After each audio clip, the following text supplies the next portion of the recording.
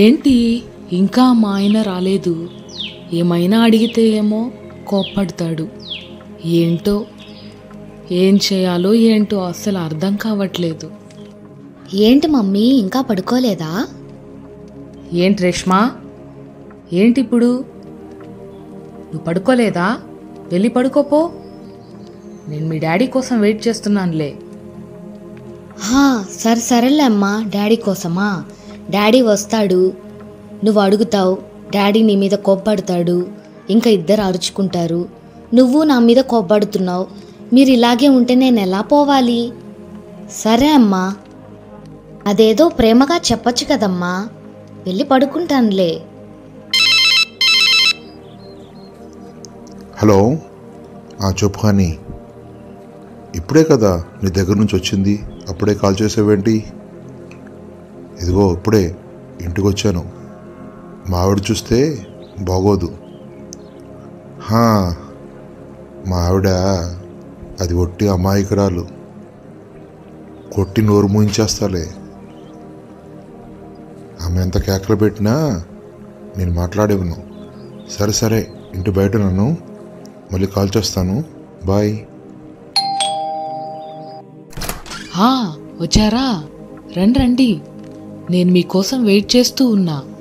ఏంటండి రోజు లేటుగా వస్తున్నారు? అడుగుతుంటే మాత్రం ఏదొకటి అంటూనే ఉంటున్నారు. ఏంటి నువ్వు వచ్చి రావడంతోనే స్టార్ట్ చేసావా? బయట కష్టపడి వస్తే ఇంట్లో మనశ్శాంతి లేకుండా పోతుంది. ఎన్నిసార్లు చెప్పినా నీకు అర్థం కాదు. ఇంటికి వచ్చిన తర్వాత నీ టార్చర్ భరించలేకపోతున్నా నేను. వెళ్ళి ఇక్కడి నుంచి అసలు నువ్వు.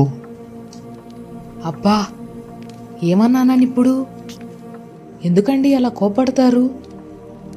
అసలు ఏంటి, రోజు మనశ్శాంతి లేకుండా ఉంది. మీకోసం నేను వెయిట్ చేయడం, మీ నుంచి తిట్టించుకోవడం సరిపోతుంది నా జీవితం అంతా.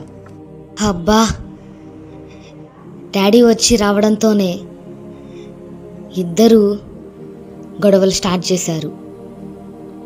ఏంటో అసలు ఈ నెమ్మది లేని జీవితం. ఏనాడు కూడా నా మంచి చెడులు తెలుసుకునే ఉద్దేశం అస్సలు లేదమ్మా నాన్నకి. నేనెటు వెళ్ళాలి? వీరు చూపట్లేదు ఎలాగో ప్రేమ. నాకెక్కడ ప్రేమ దొరుకుద్ది? ఎక్కడ వెతుక్కోవాలి నేను? ఉదయాన్నే అయినా కనీసం పార్కుకైనా వెళ్ళాలి. అప్పుడైనా కొంచెం మనశ్శాంతిగా ఉంటుంది నా మనస్సు.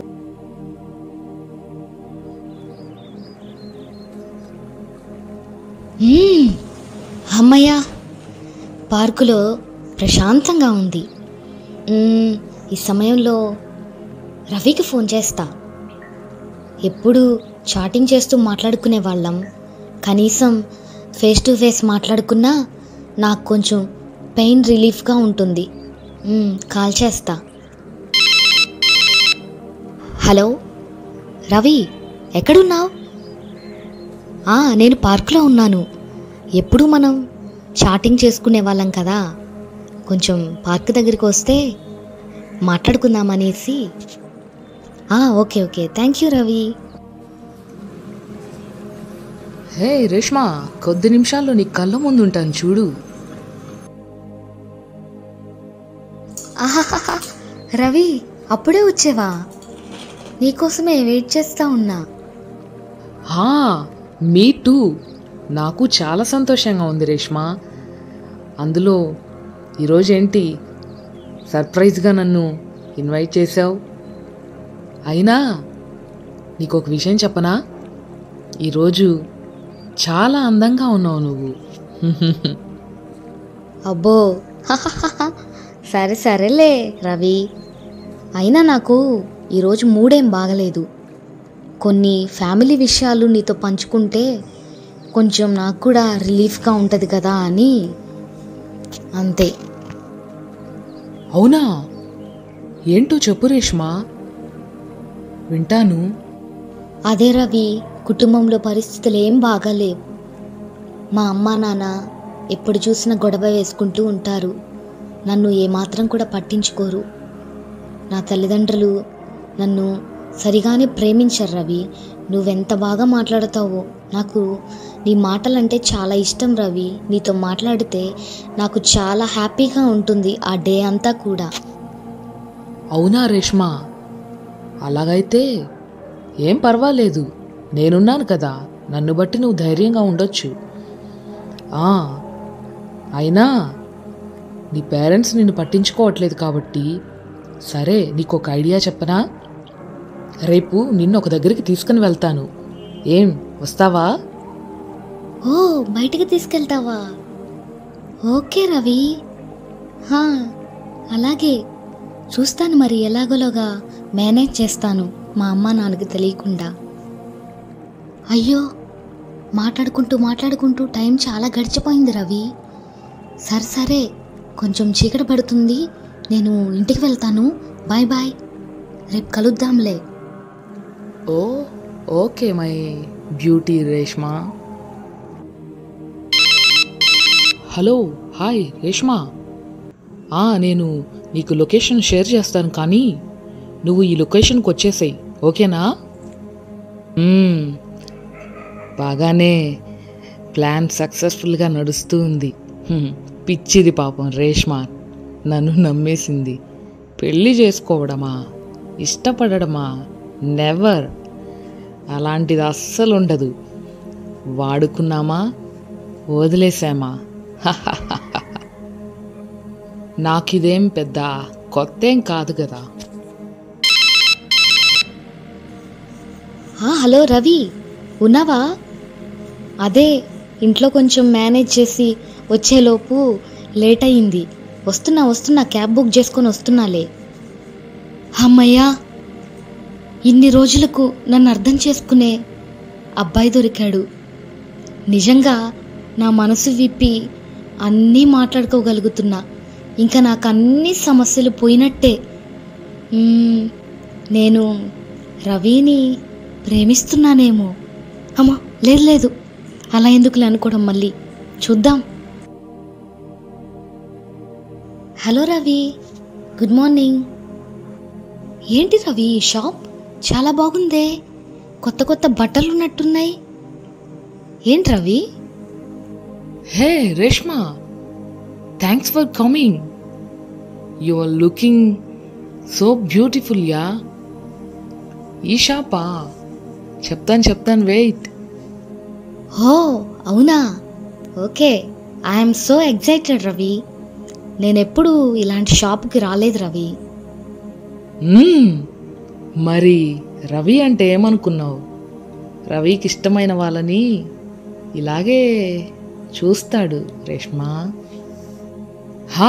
రేష్మా, చెప్తా అన్నాను కదా, నీకోసమే. నీకు ఏ డ్రెస్ ఇక్కడ ఇష్టంగా ఉందో ఆ డ్రెస్ని సెలెక్ట్ చేసుకో, ఓకేనా? ఏం సిగ్గుపడొద్దు. ఆ మాత్రం ఇష్టపడిన వాళ్ళకి తీసుకుపోతే ఎలా? రవి, నిజమా? అరే, నేను అస్సలు ఊహించలేదే. నన్నెప్పుడు నా పేరెంట్స్ కూడా ఇలా వచ్చి నీకు ఇష్టమైంది తీసుకో అని చెప్పిన డేసే లేవు అసలు. రవి, నువ్వు చాలా చేస్తున్నావు రవి నాకు. అమ్మయ్యా, ఎలాగోలా టైంకి ఇంటికి వచ్చేసాను. అమ్మో, లేకపోతే ఏదొకటి అనేవాళ్ళు. అయినా రవి ఇంత మంచి బట్టలు నాకు తీసిస్తాడని అస్సలు ఊహించలేదు. నాకు రవికి మధ్య మంచి ప్రేమ నడుస్తున్నట్టుంది. అయినా చాలా మంచివాడు రవి.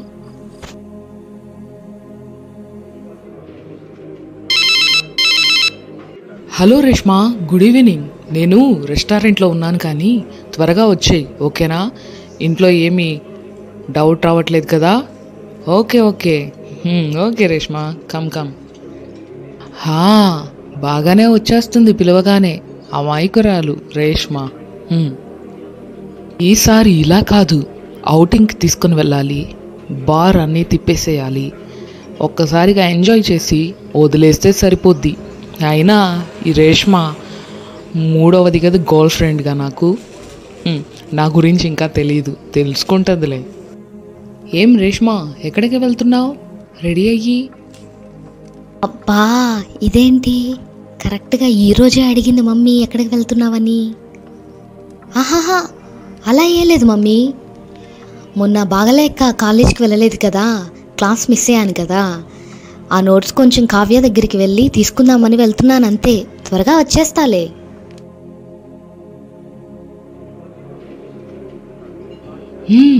వచ్చావా రేష్మా?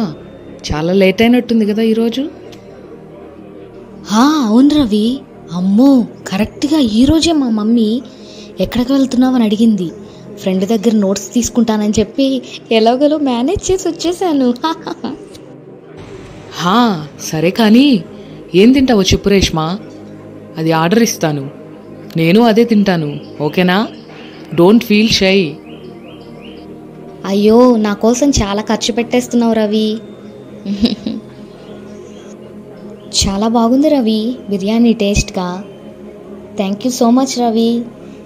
అయినా నన్ను ఇంత బాగా చూస్తున్నావే. అవునవును రేష్మా, ఇంకా ఇదేముంది, ఇంకా చాలానే ఉన్నాయి, చూపిస్తాలే.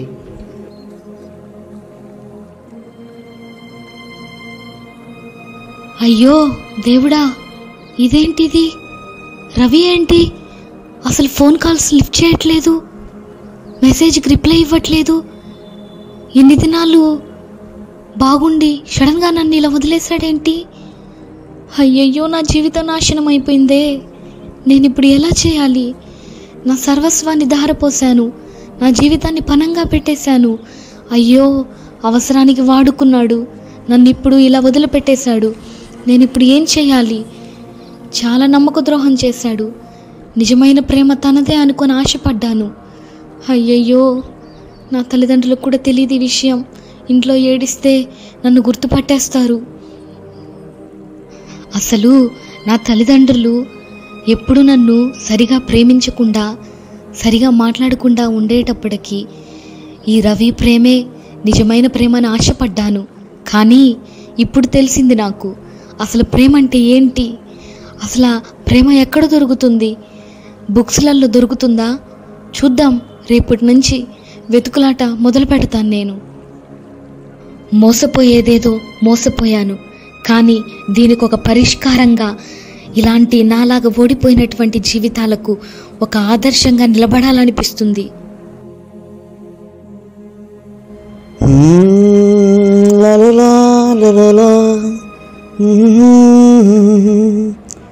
ఓ జీసస్, ఎంత సంతోషం వేస్తుందో లోపల, ఏదో తెలియని ఆనందం. ఈ దేవుళ్ళో ఉంటే నిజంగా చాలా ఆనందం. మంచి కుటుంబం ఇచ్చాడు. ఈ బైబిల్ చదువుతూ ఉన్నాను, చాలా చాలా సంతోషం వేస్తుంది. నాతో ఒక వ్యక్తి నడుస్తున్నాడు, ఆయన ప్రభు అయిన యేసు. ఆయన ప్రేమ నాలో నిండుగా నింపబడింది.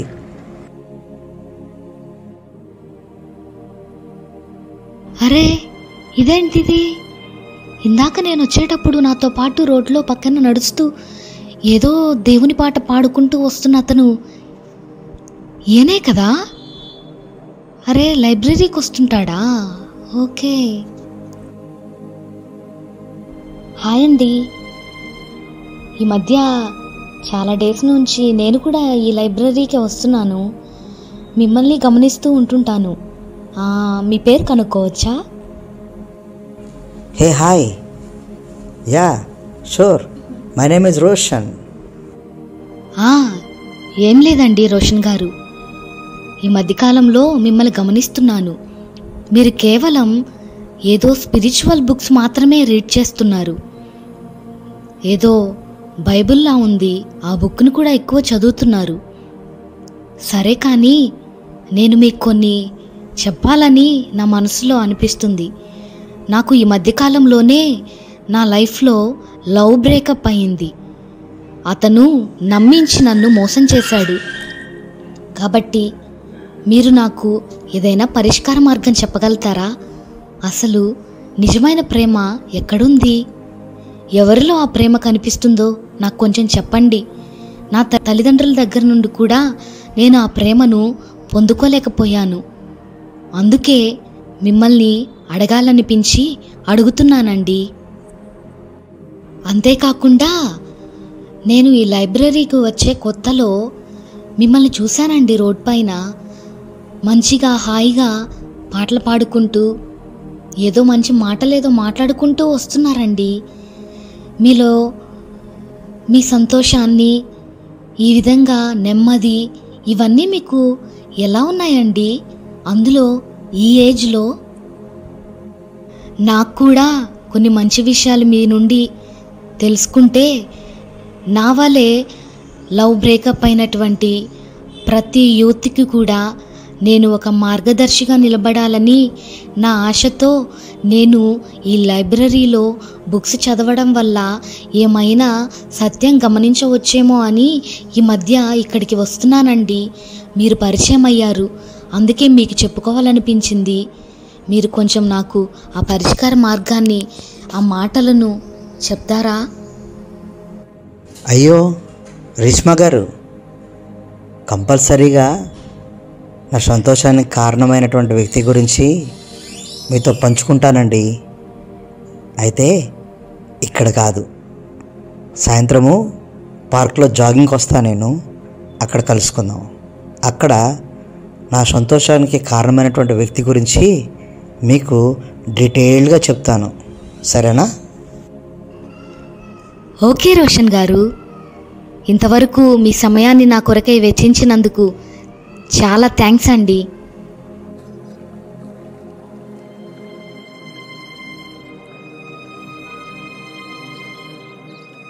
అయ్యో అయ్యో రేష్మ గారు, ఏడవబాకండి ప్లీజ్. ఎందుకండి ఎంతగానో ఏడుస్తున్నారు? ఏమైంది? ఏమీ లేదు రోషన్ గారు, ఇదే ఈ పార్కులోనే నాతో ప్రేమగా స్నేహంగా మాట్లాడుతూ చివరికి నన్ను ఇలా వదిలేశాడు. అదే గుర్తొచ్చింది. గిఫ్ట్స్ అన్నీ ఇచ్చి ప్రేమగా ఉన్నట్టు నటించి చివరికి ఇలా మోసం చేశాడు. రేష్మ గారు వినండి, నిజమైన ప్రేమ అంటే బాయ్ ఫ్రెండ్తో ఉండి, బాయ్ ఫ్రెండ్తో తిరిగి ఎంజాయ్ చేసి జీవితాన్ని నాశనం చేసుకునేది కాదు. తల్లిదండ్రుల దగ్గర ప్రేమ దొరకనప్పుడు బయట వెతికి జీవితాన్ని అనేక వ్యసనాలకే బానిసై మన ఆశలు తీర్చుకునేటువంటిది కాదు ప్రేమ అంటే. నిజమైన ప్రేమ ఎక్కడ దొరుకుద్ది అని మీరు ప్రశ్న వేస్తూ ఉన్నారు పదే. నేను ఒక వ్యక్తిలో ఆ నిజమైన ప్రేమని కనుగొన్నాను. ఆయన పేరే ప్రభు అయిన యేసు క్రీస్తు వారు. ఆయన మనల్ని మొదట ప్రేమించాడని లేఖనాలు చెప్తా ఉన్నాయి. అవునా? ఇదేదో చాలా అద్భుతంగా ఉందే వింటుంటే. మనుషులైతే ప్రేమించుకుంటారు, అసహించుకుంటారు, ద్వేషిస్తారు. ఈ దేవుడే మొదట ప్రేమించాడా మనల్ని? ఆయన పేరు యేసుక్రీస్తా? అవునవునండి రేష్మ గారు, నేను ఆయనే మొదట ప్రేమించాడని బైబిల్లో కనుగొన్నాను. దేవుని యొక్క వాక్యంలో 1 యోహాను 4వ అధ్యాయము 19వ వచనంలో రాయబడింది, ఆయనే మొదట మనల్ని ప్రేమించను గనుక మనము ప్రేమించుచున్నాము. ఇది లోకంలో దొరికే ప్రేమ కాదు. దేవుడు చూపించే ప్రేమ మనల్ని పూర్ణ శాంతి గలవారుగా మార్చుద్దని లేఖనాల్లో క్లియర్గా రాయబడింది. అది యేసుక్రీస్తులోనే ఆ ప్రేమ దొరికింది. ఈ ప్రేమ ఏది కూడా ఆశించని ప్రేమ, మన కోసము మరణించిన ప్రేమ, చనిపోయిన ప్రేమ, తిరిగి లేచిన ప్రేమండి. వావ్, చాలా బాగా చెప్పారు రోషన్ గారు. నా జీవితంలో జరిగిన సంఘటన గురించి ఆలోచిస్తే అతను కోరిక తీర్చుకోవడానికి నన్ను ఆశించి ఎన్నో గిఫ్ట్స్తో నన్ను తన వైపుకు లోపరుచుకున్నాడు. అదే నిజమైన ప్రేమ అని అనుకున్నాను, కానీ ఇంతలా ఆలోచించలేదు. కానీ ఈ యేసుక్రీస్తు ప్రేమ ఏది ఆశించిన ప్రేమనా? నిజంగా ఈయనదే గొప్ప ప్రేమ. ఇన్ని రోజులు కూడా భయముతో నా తల్లిదండ్రులకు అబద్ధాలు చెప్పుకుంటూ అతనితో తిరుగుతూ నా కాలం వెళ్ళబుచ్చాను. కానీ ఇప్పుడు తెలుస్తుంది ఈ యేసుక్రీస్తు ప్రేమ ఎంతో నిజమైనదని. అందుకే అండి మీరు మాట్లాడుతుంటే బైబిల్లో ఉన్నటువంటి ఒక మాట నాకు గుర్తొస్తూ ఉంది. ప్రేమలో భయం ఉండదు, అంతేకాదు పరిపూర్ణ ప్రేమ భయమును వెళ్ళగొట్టును. భయము దండనతో కూడినది. భయపడువాడు ప్రేమయందు పరిపూర్ణము చేయబడిన వాడు కాడు. 1 యోహాను 4:18 ప్రేమలో భయం ఉండదండి. యథార్థమైన ప్రేమ ఎలా ఉంటుందంటే భయపడకుండా అది పరిపూర్ణమైనటువంటి భయాన్ని పోగొట్టుద్ది. మనలో భయం ఉండదు. అది దేవుని ప్రేమ మాత్రమే. ఈ లోకస్తుల్లో ప్రేమ ఎవరేమనుకుంటున్నారని ప్రేమిస్తారు, ఏదో ఆశించి ప్రేమిస్తారు. అంతేకాదు తల్లిదండ్రులు కూడా మన భవిష్యత్ విషయంలో వీళ్ళు ఎలాగ తయారవ్వాలి, ఎలా ఉండాలని ప్రేమిస్తారు. ఆ ప్రేమ కంటే కూడా దేవుని ప్రేమ గొప్పదండి. రేష్మ గారు, ఆ ప్రేమని బైబిల్ ఏమంటుందో తెలుసా? అగాప్య ప్రేమ అంటుందండి. అగాప్య ప్రేమ అంటే ఏమీ ఆశించని ప్రేమ, మనల్ని ప్రేమించే ప్రేమ, మనల్ని హత్తుకునే ప్రేమ, మన బాధల్లో నెమ్మదిచ్చే ప్రేమ, మన భయాన్ని వెళ్ళగొట్టే ప్రేమ. మనము ప్రేమించకపోయినా ఆయన ప్రేమించి మనల్ని ఉన్నత స్థితిలో పెట్టేదే అండి నిజమైన ప్రేమ అంటే. ఆ ప్రేమ యేసుక్రీస్తులోనే కనుగొంటామండి. చాలా సంతోషంగా ఉంది రోషన్ గారు, మంచి విషయాలు చెప్పారు. నా మనసు చాలా ప్రశాంతంగా ఉంది ఇప్పుడు. మీరు చెప్పిన ఈ యేసుక్రీస్తులోని ప్రేమ మాటలతో నా యొక్క పాత జీవితంలో జరిగినటువంటి ప్రతి వేదనతో కూడినటువంటి పరిస్థితులన్నీ ఒక్కసారిగా అలలు వచ్చి కొట్టివేసినట్టుగా ఉందండి. నిజంగా యేసుక్రీస్తు ప్రేమలో ఇంకా ఏమైనా నిర్వచనం ఉందా?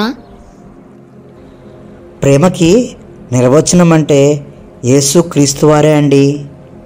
ఇంకా బైబిల్లో మీరు చూసినట్లయితే 1 కొరింథీయులకు రాసిన పత్రిక 13:4-8 ప్రేమ గురించి చాలా విషయాలు రాయబడ్డాయండి. అవేంటంటే ప్రేమ దీర్ఘకాలము సహిస్తుందంటండి, ప్రేమ దయ చూపిస్తుందంటండి, మచ్చర పడదంట, ప్రేమ డంబముగా ప్రవర్తించదంట, ఉప్పొంగదంటండి, అమర్యాదగా నడవదంట. అంటే మిమ్మల్ని ఆ యొక్క వ్యక్తి ఎవరైతే ఉన్నారో అమర్యాదగా నడిచి నేను లోపరుచుకున్నారు కదా, అది అలా నడవదండి. స్వప్రయోజనముకు విచారింపదు, త్వరగా కోప్పడదు, అపకారము మనస్సులో ఉంచుకొనదు, దుర్నీతి విషయమై సంతోషపడక సత్యమునందు సంతోషిస్తుంది, అన్నిటినీ తాలుకుంటుంది, అన్నిటినీ నమ్ముద్ది, అన్నిటినీ నిరీక్షిస్తుంది, అన్నిటినీ ఓర్చుకుంటుంది. ప్రేమ శాశ్వత కాలం. ఇదేనండి అగాపే ప్రేమ అంటే. అందుకే నేను ఇంత సంతోషంగా ఉన్నాను. ఆ ప్రేమని నేను కనుగొన్నాను. అందుకే ఎక్కువగా నా ఆత్మీయతను పెంచే పుస్తకాలు, బైబిల్ని చదువుతాం ద్వారా ఆ ప్రేమలో ఇంకా ఎదుగుతూ ఆ ప్రేమ యొక్క ఎత్తు, లోతు, వెడల్పుని తెలుసుకుంటున్నాను. అందుకే మీరు కూడా ఆ ప్రేమని కనుగొని ఆ ప్రేమలో నడిస్తే అద్భుతాలు జరుగుతాయి. మీ జీవితం కూడా గొప్పగా కట్టబడుద్దండి. అందుకే ఆ ప్రేమని వెంబడించండి, ఆ యేసుక్రీస్తులో ఉండండి, మీ జీవితాన్ని కట్టుకోండి. అప్పుడు నువ్వు అనుకున్నట్లుగా అనేక మంది యవనస్తులకి మాదిరిగా నిలబడతావు. అంతేకాదు నిజమైన ప్రేమని కనుగొన్నట్టు. అదే అండి అర్థం. రోషన్ గారు, ఏ పార్కులో అయితే ఒక వ్యక్తి ప్రేమ ద్వారా నా యొక్క జీవితం, నా మనస్సు విరగొట్టబడిందో అదే పార్కులో నా యొక్క జీవితాన్ని కట్టేలా నిజమైన ప్రేమను తెలుసుకొని నా జీవితాన్ని మరలా నేను కట్టుకునేలా నాకు మంచి మాటలు బోధించారు. ఈ యేసుక్రీస్తు ప్రేమ నిజమైనది, సత్యమైనది. నా జీవితాన్ని కట్టి అనేక మందికి సాక్షిగా ఆ దేవుడు నన్ను వాడుకుంటాడని ఎంతగానో నమ్ముతున్నాను. మీకు నా కృతజ్ఞతలండి. ఓకే అండి రేష్మ గారు, ఓపికతో నేను చెప్తున్నవన్నీ కూడా విన్నందుకు మీకు థ్యాంక్స్ అండి. మీ జీవితాన్ని దేవుడు గొప్పగా కట్టి కొత్త ఆరంభాన్ని ఇస్తాడు. అంతేకాదు ఆయన గురించి బైబిల్లో పుస్తకాల్లో రాయబడింది చదివి తెలుసుకోండి. ఆ ప్రేమ ఎంత గొప్పదో. ఓకేనండి, నేను ఇంకా వెళ్ళొస్తాను. బాయ్.